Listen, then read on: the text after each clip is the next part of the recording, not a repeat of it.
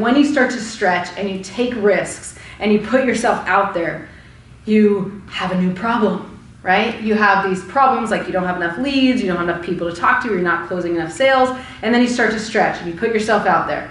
And then you're like, okay, now I have more leads, but maybe it's now you're freaking out because you got to put yourself out there more, and someone says you suck. Whatever that version of you suck is. Like maybe you're pushy, you're salesy, or something comes up where all of a sudden you feel shut down.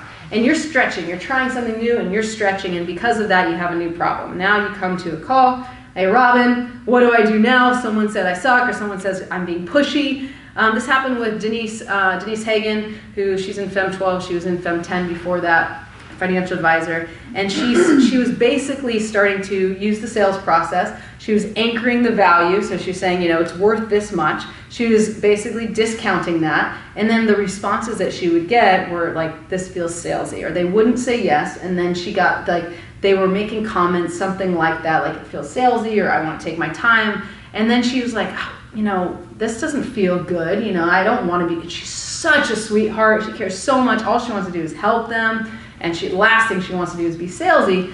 But she had to come on and tell me what she was doing exactly so I can decode what is she missing, or what is she doing in addition that was causing people to think that. Because I know the systems work. I've tested them, I have you guys testing them, I know they work. So then it's like, what is she doing? And so part of what we figured out that she was doing is she was anchoring the value, but she wasn't building up the value enough. And because of that, they felt like it was just a bullshit, you know, oh, it's worth 10,000, but I'll give it to you for 5. Like that feels salesy. But if you show and itemize and you use what I call the overview of like when you make an offer, like the FEM overview where it says, you know, here's the program, here are the components, here's what makes it different, you know, and you build that value and then you show here are results and all these different things that psychologically get people to actually believe that yes, this is worth 10,000 or 40,000 or 50,000 or whatever that anchor price is. If they really believe it and then you discount it and there's a reason for the discount, not just like, oh, it's 10,000 and now I'm giving it to you for 5. Would you like to buy now? Or, you know, is that appropriate for you?